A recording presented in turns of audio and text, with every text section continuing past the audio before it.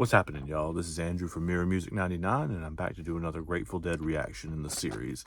Now, I've been reading through the suggestions y'all have given me to review next, or to react to next, and I've noticed something. Almost all of them are interpolations.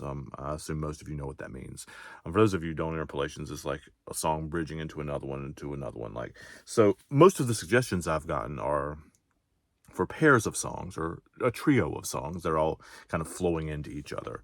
And one of the things I'm learning about the Grateful Dead is that one of the reasons that the studio versions are not the definitive versions for most of these songs is that so much of the allure and so much of the importance of this music is like where they go live, like where the paths they choose to take in their live journey, right? So, and they're all different. They seem to be anyway. So, I'm going to go down one of those roads with you too. And I also think that another reason that there's not as many Grateful Dead reactions online as you see with some other bands is that it takes some time investment, right? These interpolations, many of them are, 10, 15 minutes each of the pieces. So doing a full reaction video that's 30 minutes plus is a larger undertaking, right? That being said, the one that I'm doing today is about 27-ish minutes. One of the first suggestions I got was to do from the same Cornell show, the Scarlet Begonias into Fire on the Mountain. So we're going to do that today.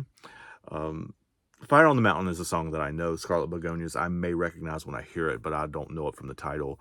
We'll talk more about that later. But anyway, for now, this is Scarlet Begonias interpolated with Fire on the Mountain from Barton Hall, Cornell, May 8th, 1977. Here we go.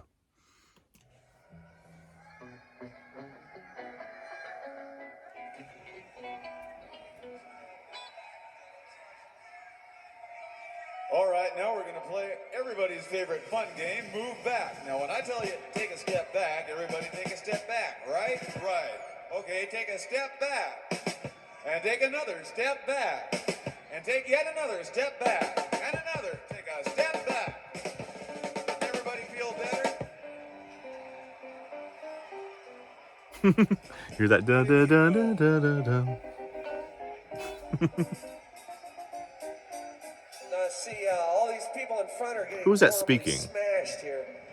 So that means all you people in the back have to move back Or feel just real move back guilty. some.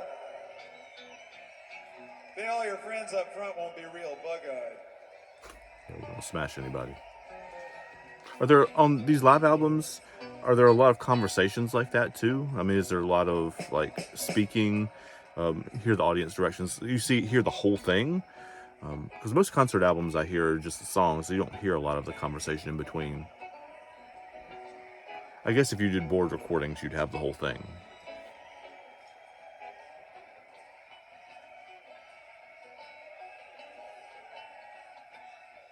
Seems a lot of them start with just a guy messing around on the guitar, right?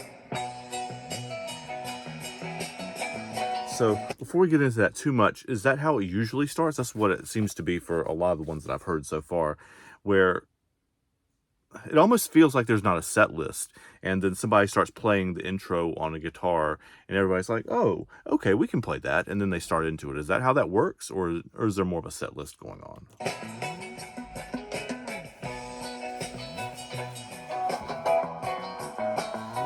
Gotta take my shoes off for this.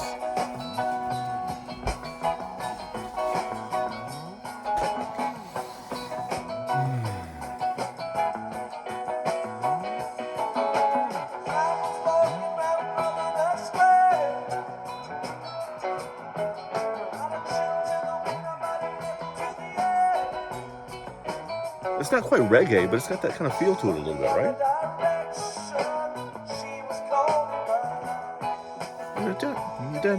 Right.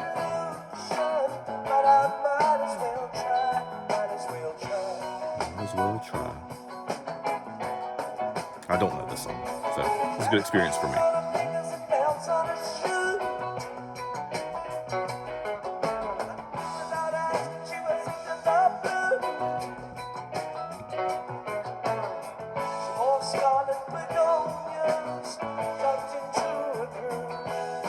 Scarlet Begonias tucked into where?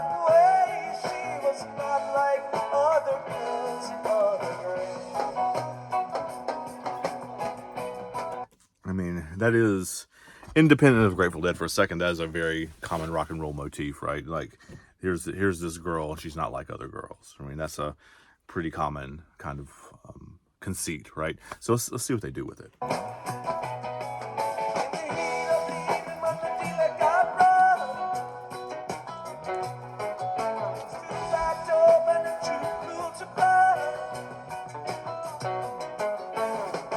It's definitely a dancing song, right?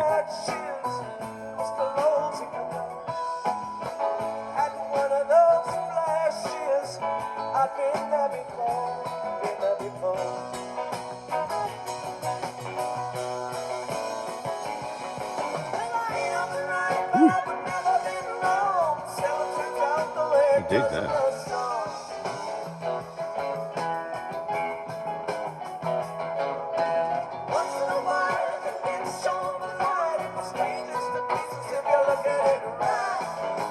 Is this a song they played on the radio too? It sounds like that kind of song. That would be more popish, or in that style.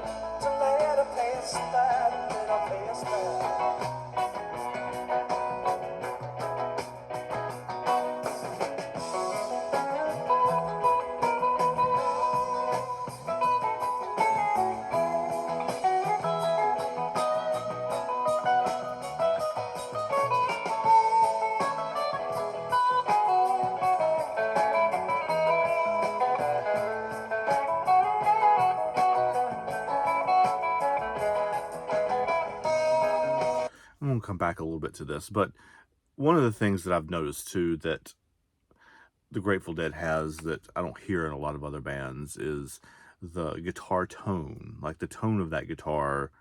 I think I read somewhere that he had it custom made, I believe, but the tone of the guitar is not very different than most other rock players, but it is very distinctive.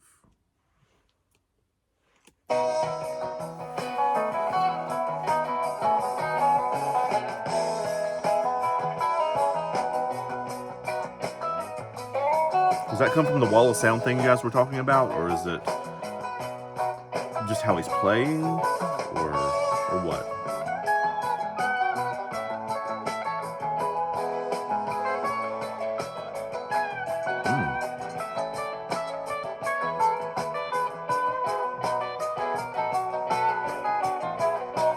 There's the interplay between the two guitars again.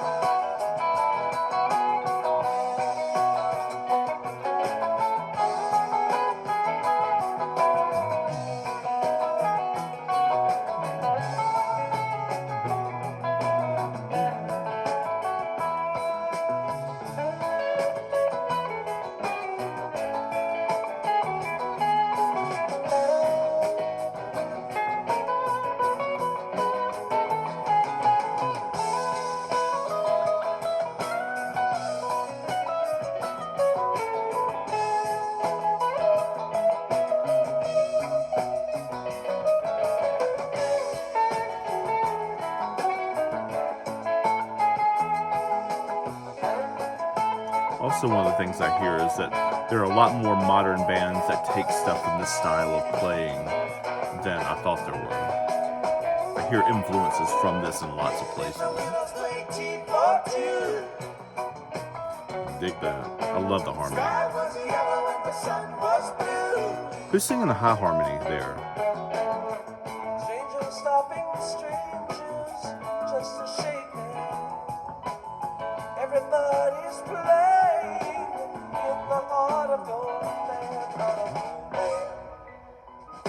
It's like a breakdown now, right?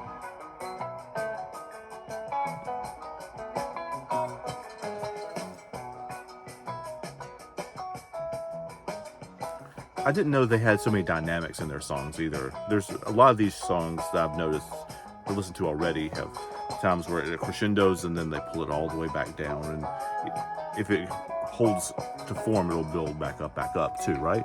That's coming. Sure sounds like it is.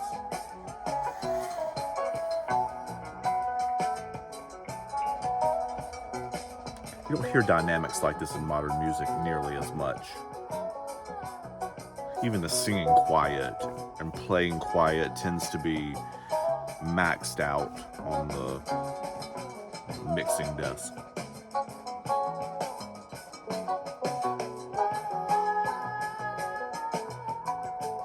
Yeah, who is that doing that high part too? Is that the same person doing the high harmony?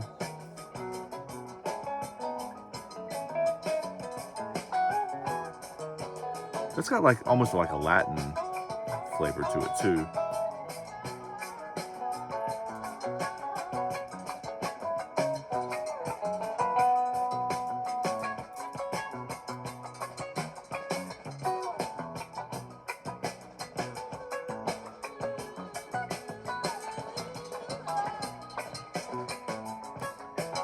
You guys said Phil Lesh was the bass player, right?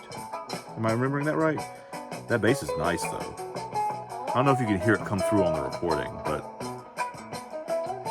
you can hear it in the room, man. It's funky.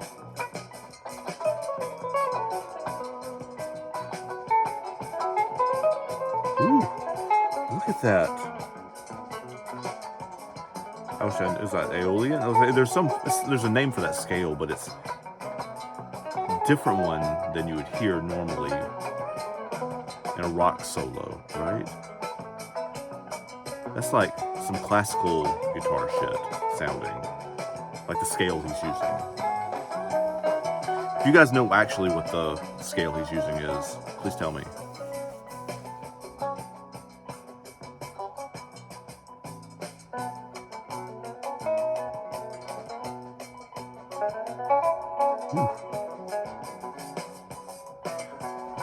Like, I've always thought of Grateful Dead music as being slow.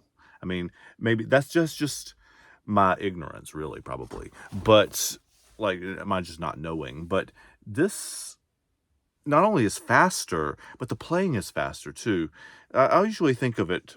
I mean, in the wider culture, we think of when the people who don't know about the Grateful Dead or know what they are, but just kind of know like the stereotypes about it. Think is slower and slow playing, right? The actual playing of the guitar and playing of the instruments, the space between the notes is slower, is just kind of meandering around. This is like, it's not, Van Halen fast, but like it's not that style, right? But it's that kind of moving you around. It's definitely a moving thing too. And I don't know, we're probably like a minute and a half from the end of where the song interpolates over to Fire on the Mountain. I'm going to be listening for the transition, how it goes between the two. Because most of these things, as I understand, as I have read, I've not like experienced, but you start picking up pieces of the other song and start weaving them in, and then start picking up a few more pieces and weaving them in. So I'll be interested to see like how it works, how it fits together too. Because I think from what I've learned so far, that's one of the most important parts of the Dead's music, is not just how individual songs are played, but how the interplay between them happens too.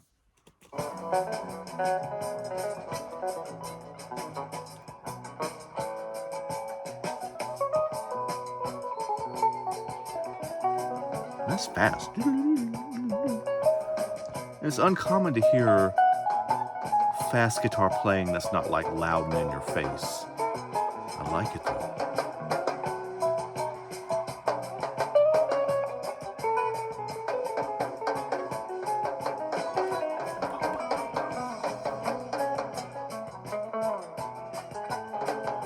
Somebody's on those toms. That gives it that Latin feel too.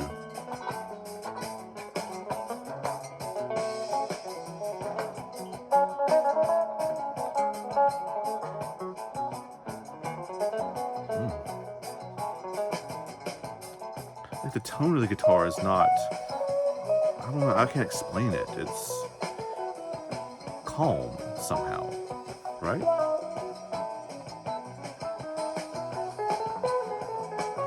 You can hear it now starting to go forward and come forward a little bit more, right? It's building.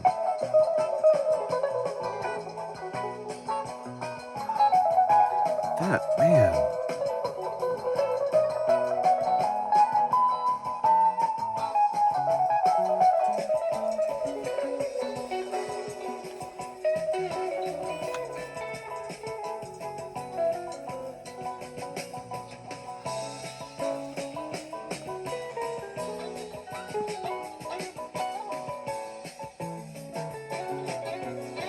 That doesn't seem, I mean, it's moved over to the next track now. Now I can start hearing, like, they've moved to a different song now, like a different progression. Okay, there we go. That's the first piece that I've heard that my ear says, oh, that's Spiral on the Mountain.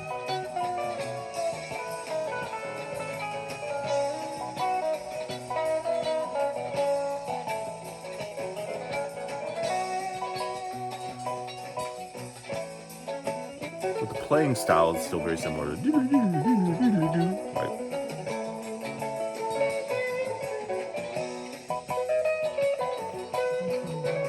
Right there, that's the riff.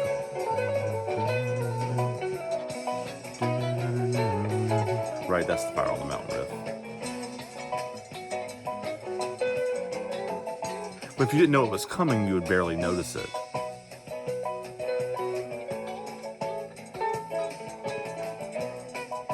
They're taking you on a ride, right?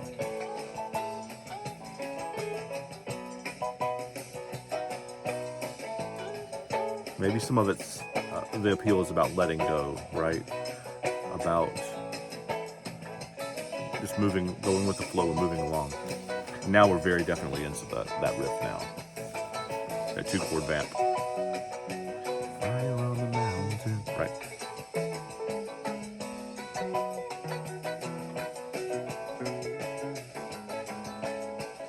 The bass is a little more forward in that mix too. I hope you can hear that bass coming through on the recording here.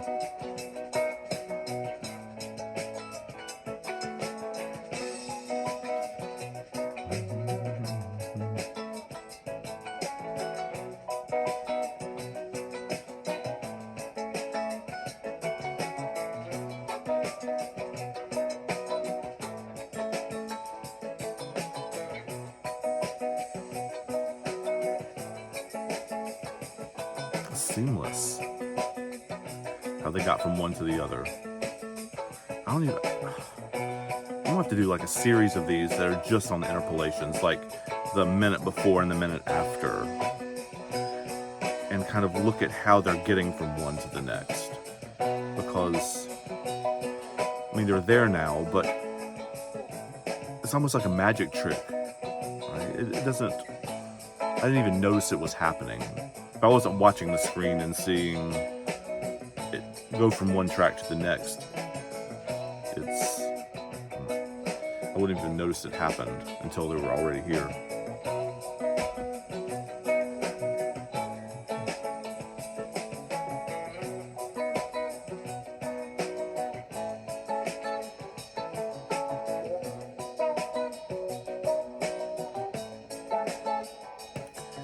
Another interesting thing before they get too into this is that this is the kind of stereotype jam band riff. It's just 2 chords of vamp over and over and over and over and over and over again, right? And that's the kind of crap that sketch comics make fun of about jam bands. This kind of stereotypes that go along with that kind of music, with this kind of music. And so I'm going to be interested to see how they take just a very, very, very basic 2-chord vamp and turn it into something more than that.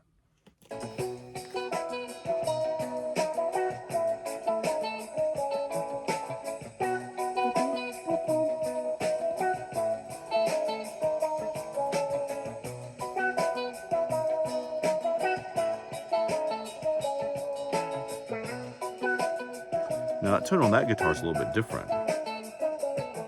There's a little reverb in there.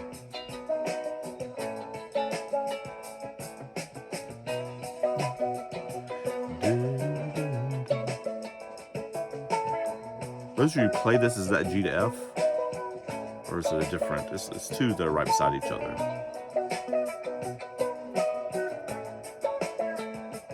The feel is...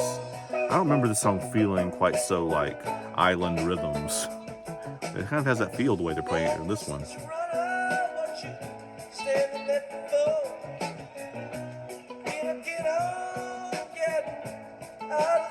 You hear that bass walking between the two?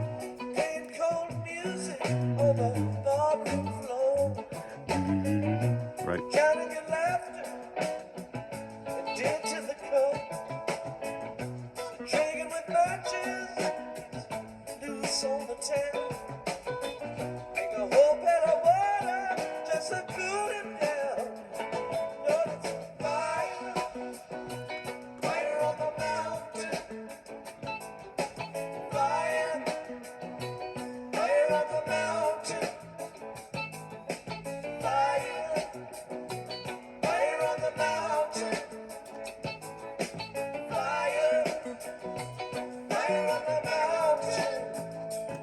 I never really thought about it, but lots of reggae riffs do that too, or just those two chords going back and forth and back and forth. They do something very different with it, but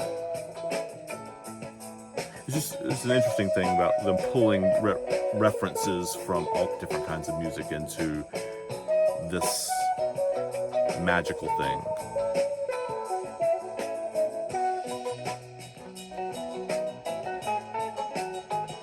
Is he playing that through a wah pedal a little bit? It's hard to tell.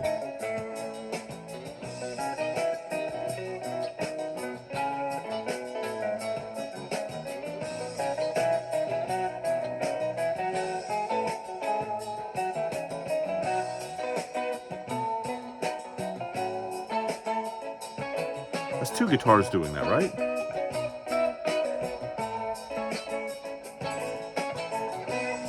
Or is it one guy playing it just like on the same? Because it'd be really hard to do that with one.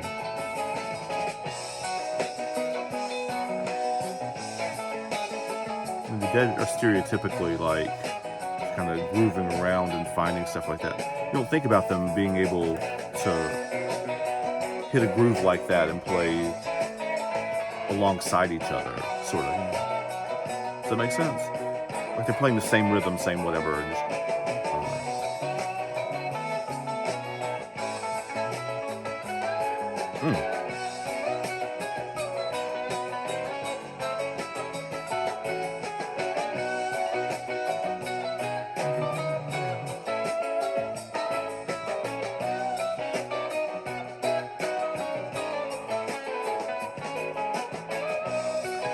For those of you who are not super familiar with this kind of music, there's plenty of people listening to this channel. I don't know if you would have made it 25 minutes into this video without having some passing interest in this, being hip-hop fans or whatever.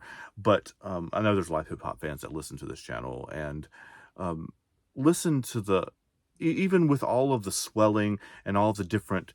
I mean, there's a keyboard in there, there's at least two guitars, there's a bass line coming there, and they're all kind of weaving together. But the main riff is still just two chords. Just listen to it. Dun dun dun dun dun dun dun, and then it goes back up, right? And that's it. It just does that over and over and over again. So all the stuff that they're doing, all the weaving in and out and around, is just those two chords.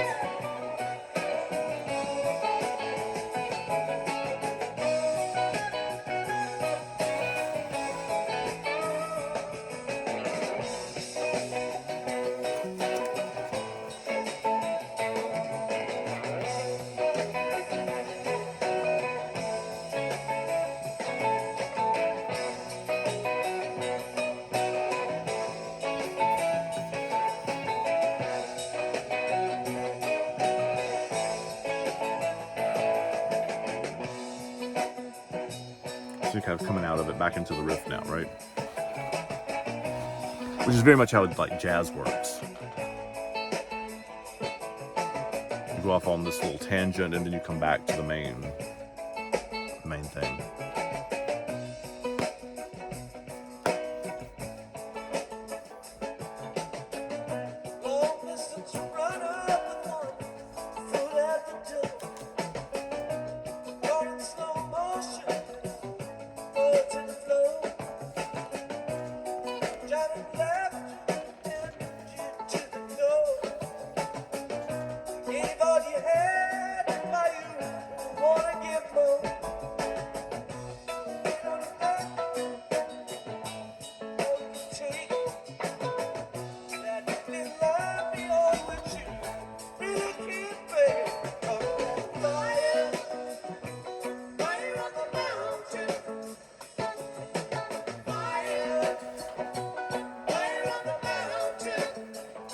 Ooh, it's nice.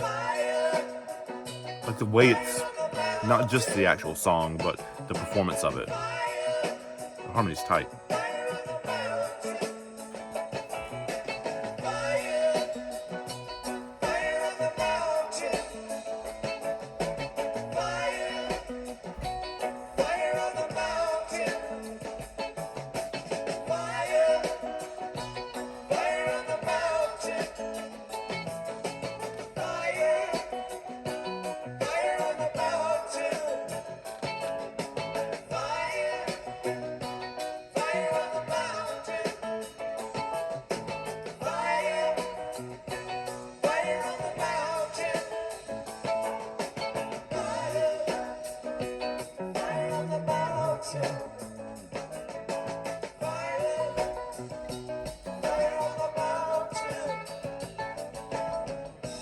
I didn't count how many that was.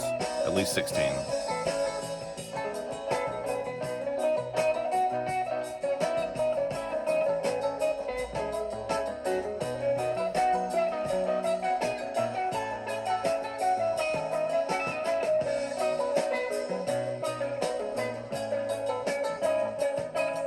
Is that the guitar making that sound? It's almost like a steel drum.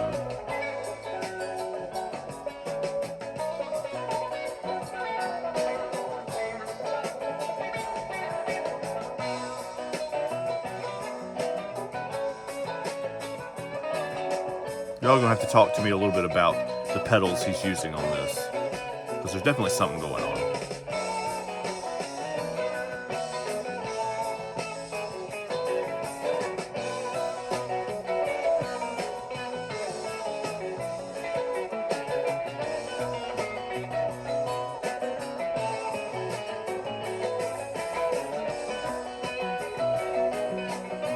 Again, it's building and building and building, right?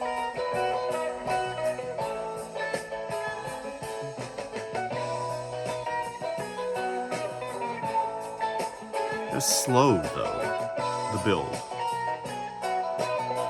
Just like the interpolation, you don't really notice it happening, but it's like a boiling a frog in a cook pot, right? And not knowing, in a positive way.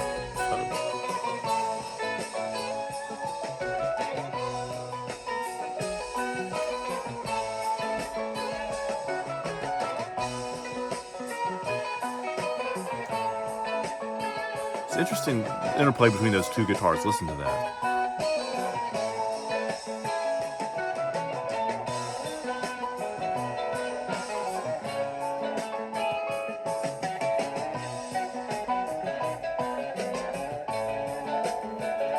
That lower guitar, and then the one that's right. Are there only two guitars? So it sure sounds like there are more, but there might be only two.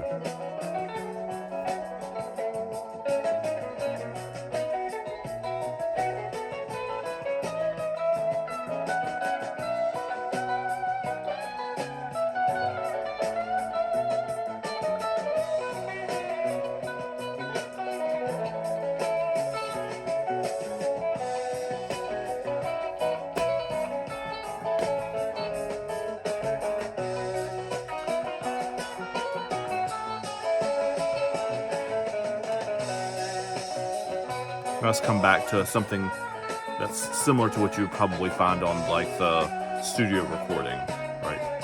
It's almost like he's wandered off and come back.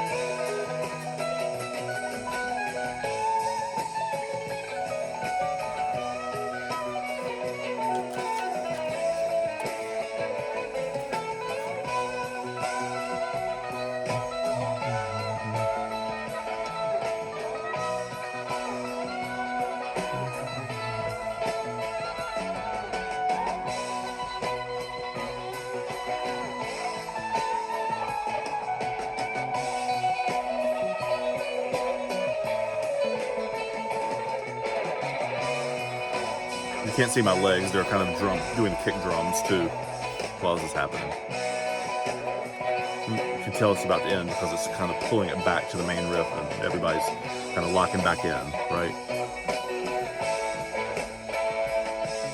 I can see mentally is Jerry the band leader, I guess, too, like looking around and kind of like collecting everybody back into the crescendo here.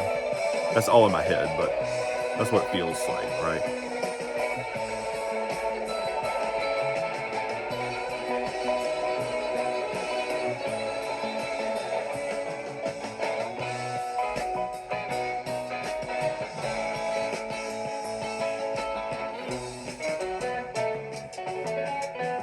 Is that how they know it's done now?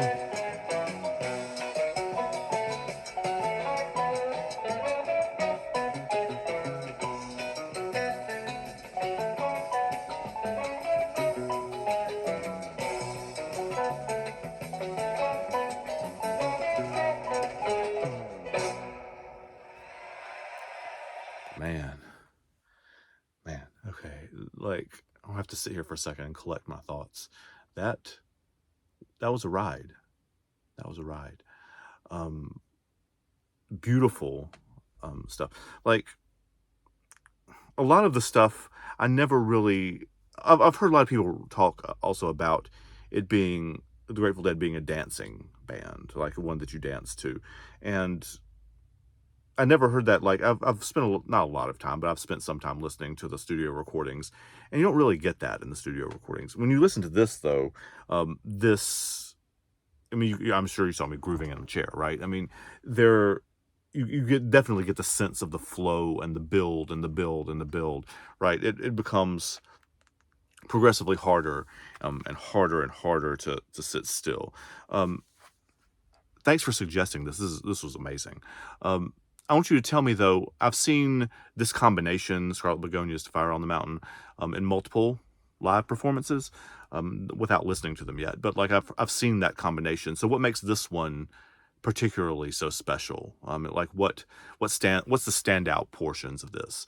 Um, for me, just listening to that for the first time, I'm hearing the interplay, like the so much of the Grateful Dead's mythology is about connectedness, about community, right? Um, Even the iconography, like of the dancing bears all holding hands and stuff like that. It's about connection, or as I understand it, it's about connection, about between the fans and the band and themselves, and the fans and the whole community that has sprung up around the concerts and stuff like that. But you hear that. Like I understand the idea that you want to feel connected to the thing. That's a human thing. But I didn't understand how it expressed itself in the music, right?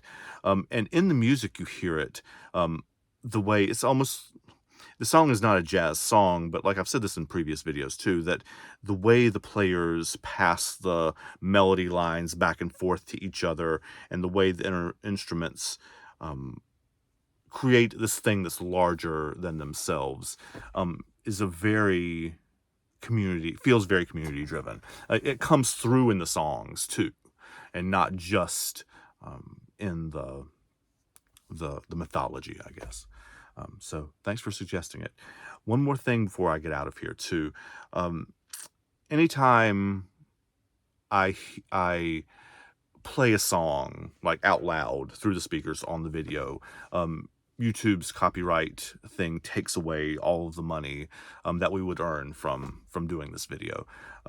There is a button though, they're right down here, bottom corner beside the subscribe button. It says super thanks. So if you want to, I hate feeling like I'm on here begging for money, but like if this was valuable to you, if you enjoyed it, if you want to pass us $1 or $2, that button is down there.